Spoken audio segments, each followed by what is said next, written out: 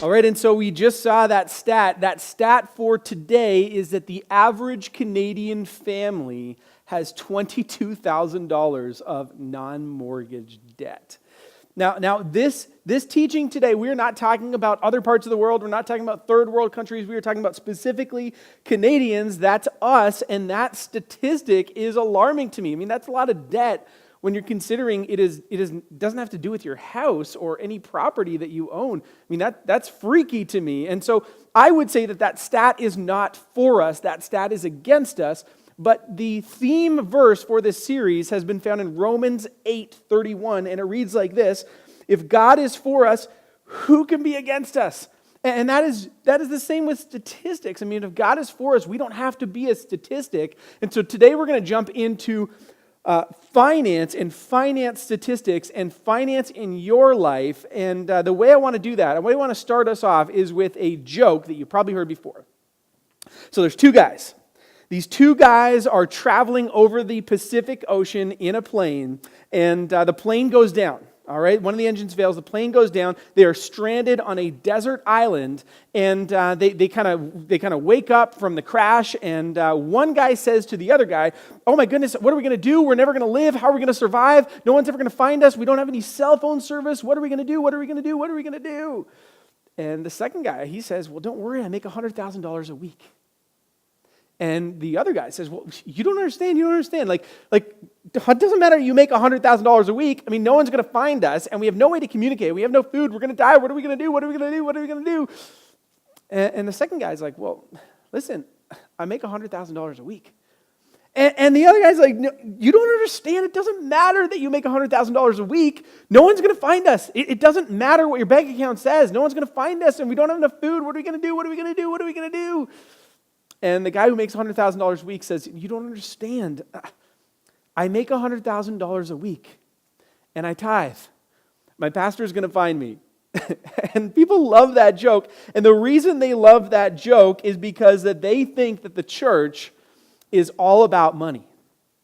They think the church is all about money. Now, I wish I could have an honest conversation about that with you.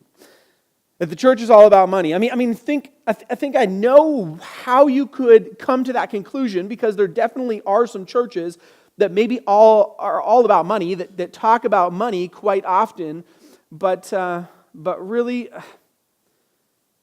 I need to talk with you honestly about that, because I really believe that there is no other people group in all of the world that give themselves away more than the church does.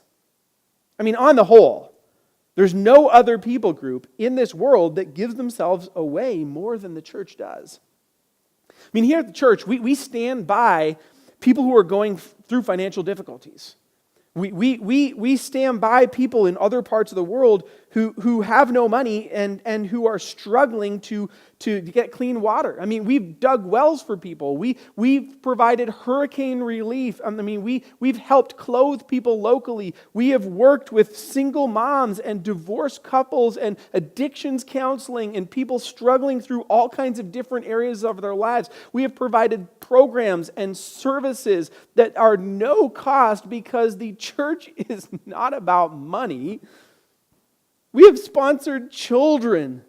We have provided language training. I mean, the list goes on and on and on of things that we've done free of charge that we don't bill people for. I mean, if we could be honest here, if we could talk about this honestly, we would tell you that there are many, many, many people who come through the doors of Southgate who don't give anything all year. And they're fine with that.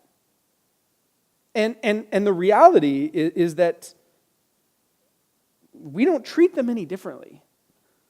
We don't play favorites from the people who give and the people who don't give. We don't look for the people who don't give and send them a bill. I mean, that's not how we work. And we don't charge for our services. I mean, you try that in the restaurant you go to after church today. You try that.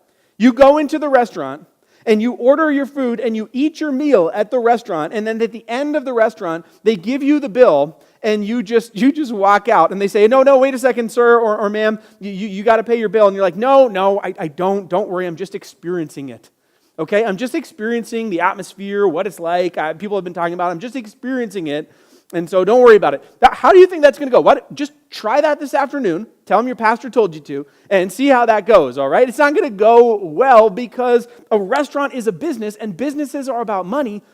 The church is about ministry.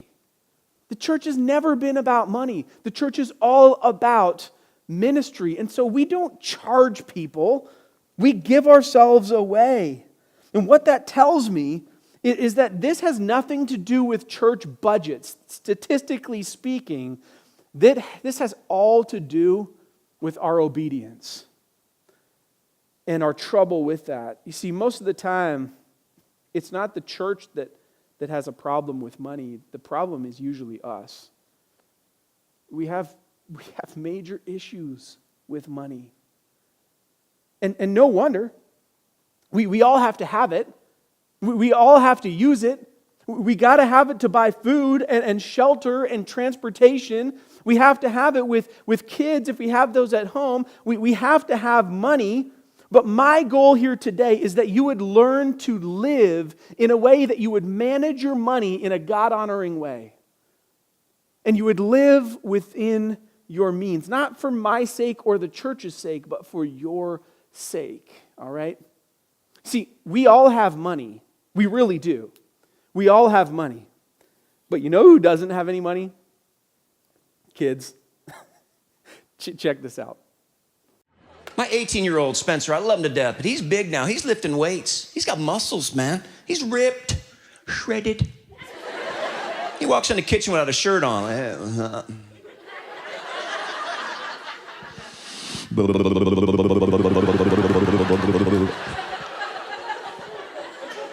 Takes a whole gallon of milk.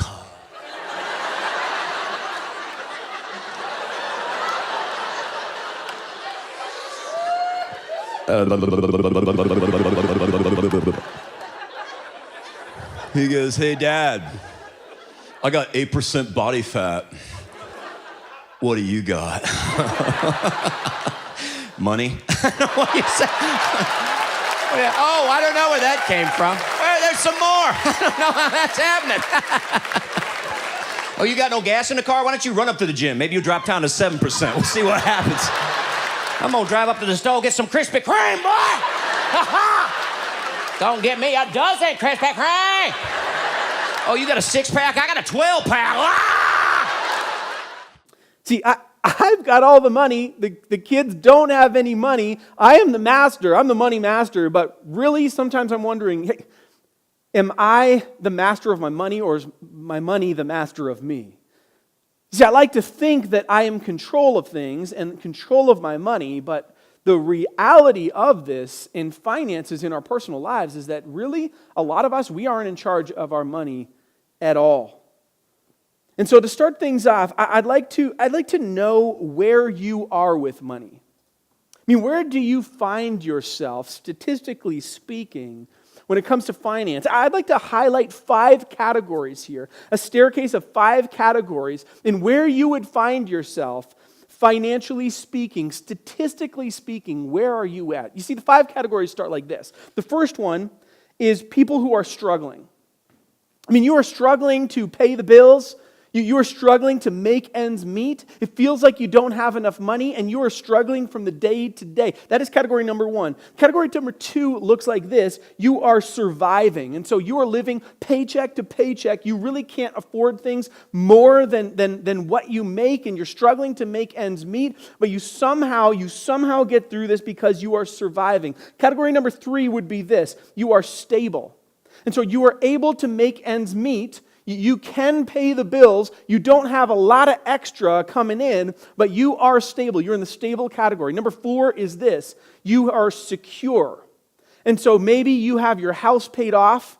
You are feeling good about your financial freedom. You don't have huge amounts of debt. You've paid all your bills. You've paid all your taxes. You are in a secure position. And number 5 is that you are in a surplus position.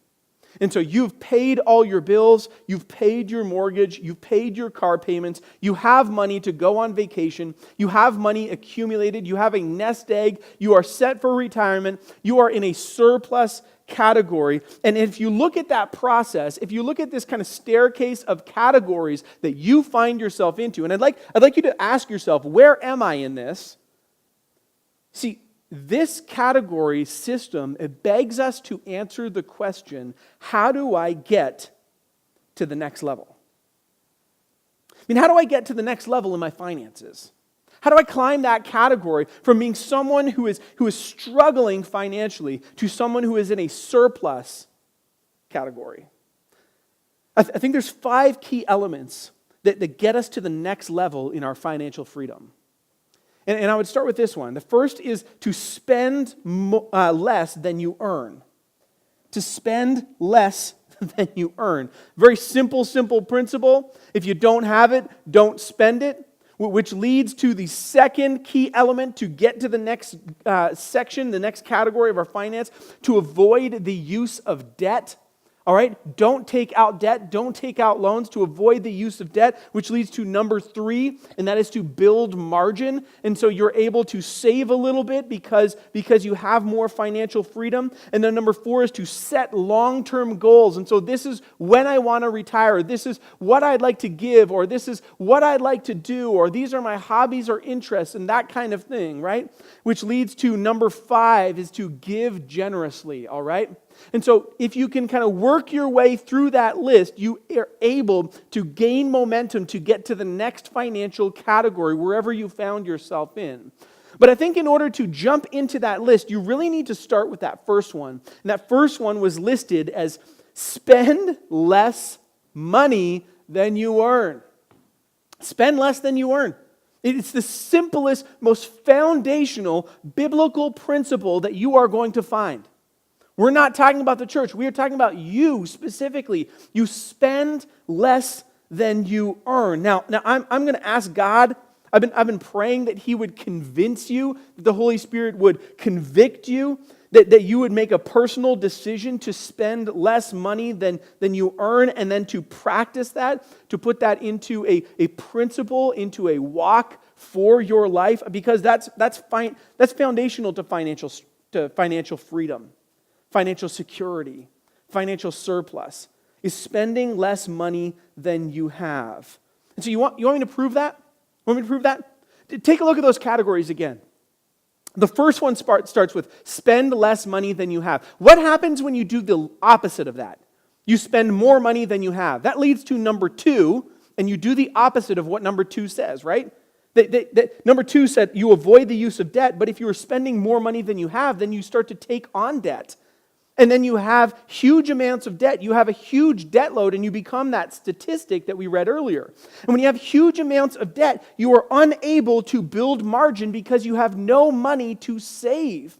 And if you have no money to save, it leads to number 4, which was set long-term goals. You can't set long-term goals because you don't have any money to do them with, because you're consumed with the now in trying to make ends meet. Which leads to number 5, which was give generously. And a lot of times we make the excuse that we can't give generously because we have no money. Because we never set out to live the first rule here, is spend less than you earn. All right, so you can kind of see the trickle effect, how that kind of flows, one flows into the other. And what you feel like is happening when you are struggling in debt, you feel like you're drowning. Now, some of you might have experiences with that where maybe you've literally drowned at some point in your life, or you're feeling like you were drowning in water. That is what financial stress is like. You feel like you are drowning. You are clawing your way out of here to try to make ends meet, to pull yourself out of the gutter that you find yourselves in. See, so often we feel the pressure of what other people are doing. And we want what they want. We want what they have. And because of that, we make these purchases, we make these decisions that lead to really drowning in huge amounts of debt. And when we find ourselves in a drowning spot, you know what we do? Instead of looking at our budgets and trying to figure out how to live within our means, you know what we try to do? We actually try to earn more money. We don't look at living within our means. I mean, that's not even on the table. Most of the times, we try to figure out how to earn more to accommodate our needs or our wants. And so let me just give you 12 names here. 12 names, they all have something in common, all right, these 12 names, and you'll recognize the majority of them. I'll read them to you. They are this, the 12 names: 50 Cent, Kim Basinger, Don Johnson, MC Hammer, Mickey Rooney, Meatloaf, Drake of Bello, Drake and Josh, Dionne Warwick, Willie Nelson, Tony Braxton, Elton John, Stephen Baldwin. What do all those people have in common? Did you get it? You know what they all have in common? They went bankrupt. They went bankrupt. Did they go bankrupt because they didn't make enough money? Does anyone want to answer that question? No, they made lots of money. They know how to make money. They kept earning more and more and more, but they never solved that first issue, spending less than they earn. And so these people who make tons and oodles of money, they go bankrupt because they can't live within their means. See, earning more is never the first step. I mean, it's a legitimate conversation to have. How do I earn more money? How do I get a second job? How do I climb the ladder? That is all a legitimate conversation to have, but it's not the first conversation. The first conversation, the foundational principle here, is spending less than you earn.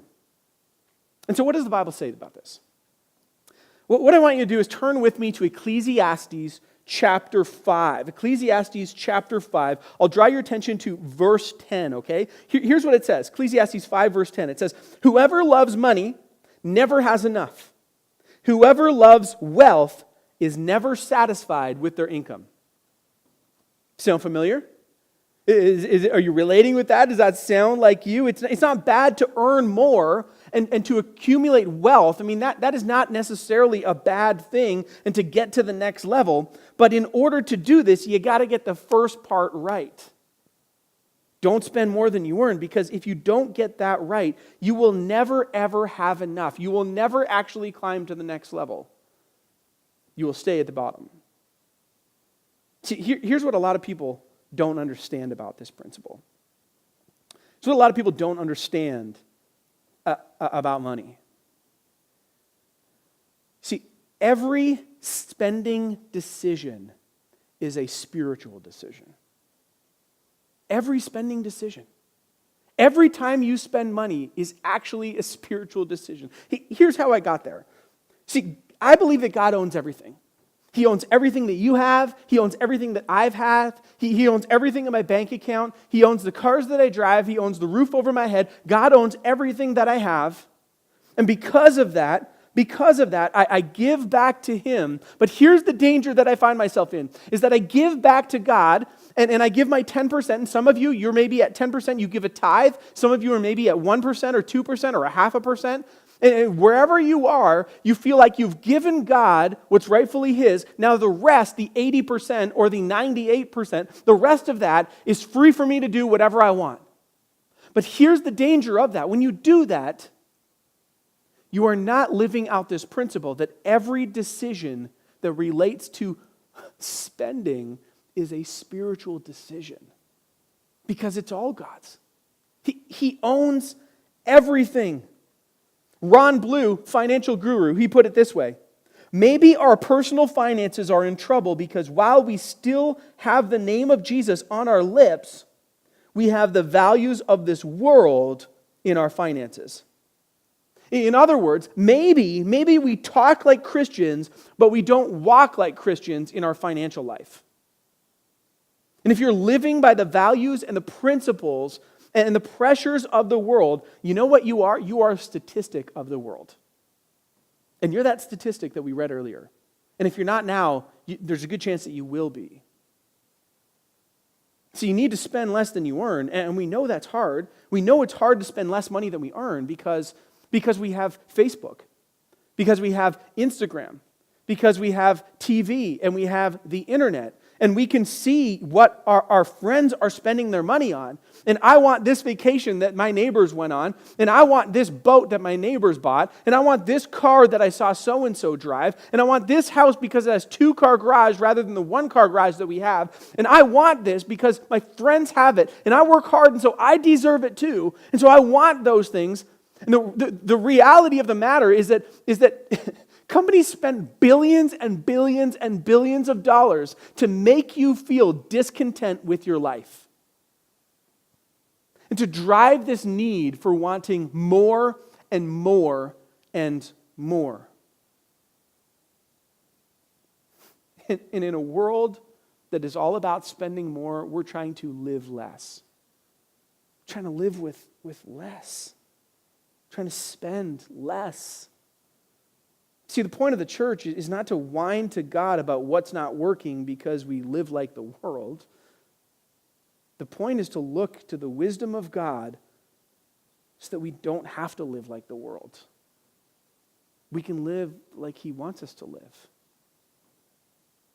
Live in a way like nobody else lives, but in order to do that, we have to be content. Philippians 4:11, it really relates to this. Check out what it says. It says, I am not saying this because I am in need, for I have learned to be content whatever the circumstances. I know what it is to be in need, and I know what it is to have plenty. I have learned the secret of being content in any and every situation, whether well-fed or hungry, whether living in plenty or in want. I can do all this through Him who gives me strength. This idea that contentment is maybe the key to spending less than we earn. And so we'll go over to the chart here, and I'll explain that a little bit further.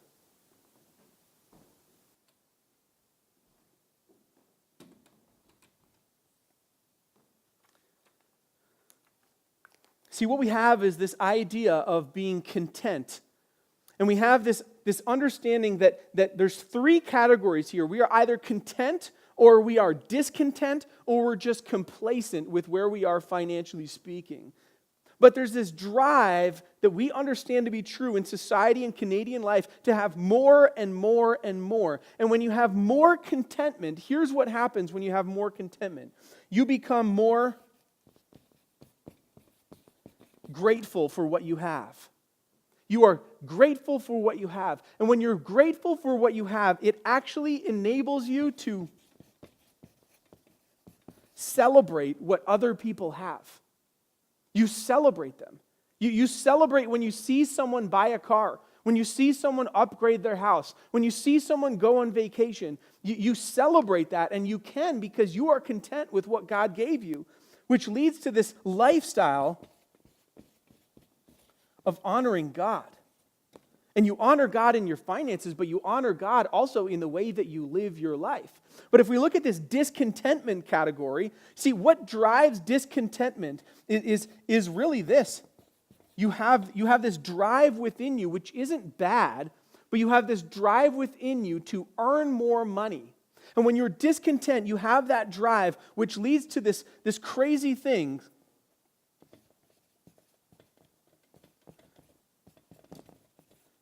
called a comparison trap. And that comparison trap is really founded on this idea that, you know what? I should have it. I should have what my neighbors have. I'm not going to celebrate that because I've worked hard, and when they buy a new car, I want to buy a new car. And when they buy a lawnmower, I want to buy a lawnmower. And when they go on vacation, I should go on vacation. I should have that because I compare my life to other people. And you know what happens in your life when you live out this discontent life, that you're driven to get things that other people have? What happens is this. You dishonor God. You dishonor Him. You dishonor Him in your finances. You dishonor Him in your lifestyle choices. You dishonor Him by coveting what other people have. And it's a dishonoring life when you are discontent with everything that you have. But if we jump over to this other side, this complacent side, from living a contentment life, instead you are complacent, you are living a lifestyle that is just passive. It's just like, well, there's no way I'm going to get ahead, so I'm just going to drown in my finances. I know that I can't purchase what my neighbors have or what my friends have, and I'm just going to be passive in that because I'm complacent. And when you are living that lifestyle, you are in danger of, again, living in a comparison trap. But instead, this comparison trap, it's not like this one, where you feel like you should have it all. You've earned it all. You have the right to have what everyone else has. Instead, this comparison trap actually goes like this.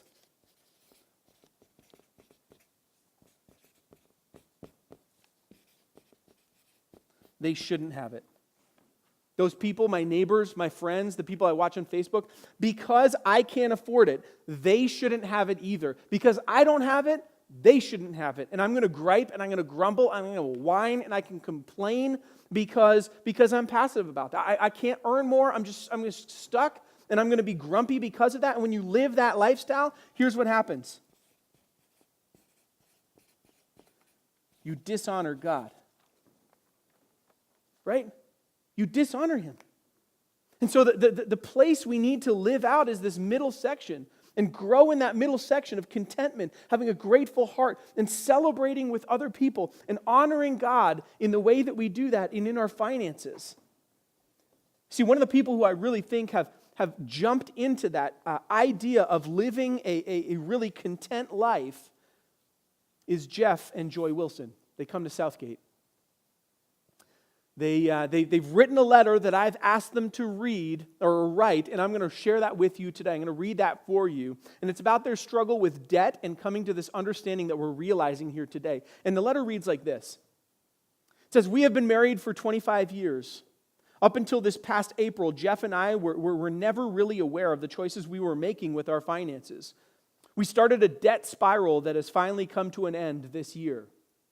Jeff and I always believed that because we did not make a lot of money, it was okay for us to go into debt. It was only during 2017 that God gave me this wisdom. It's not about how much you make. It's what you do with that amount of money. See, when Jeff and I made the decision to pledge to the building fund, God blessed us by providing the opportunity to attend I Was Broke, Now I'm Not at our church. After the first day that I attended, I went home to Jeff and I explained that there has to be changes in the way that we handle our finances.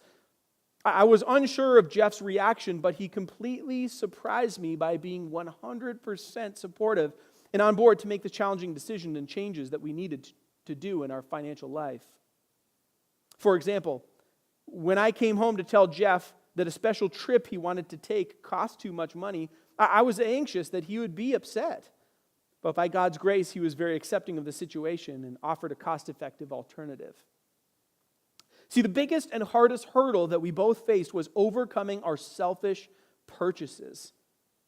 Going out for lattes, going out to dinner, buying whatever we wanted whenever we wanted it. And at the beginning of the summer, I was terrified that I could not use my credit card because I used it to be happy and to make our kids happy. See, every summer before, I would go into debt with my credit card to please my kids in the summertime. But God has been so good to us. This summer, they say, has been the most freeing and enjoyable summer yet. We've been able to enjoy family outings that are cost-effective and still fun while paying completely with cash. Our main goal for this year was to pay off our visa that had a balance owing for years. Well, at the end of April, when we set this goal of balancing, our balance was approximately $12,000 owing on our visa. With Jeff's second job, we paid the visa off completely by the middle of September.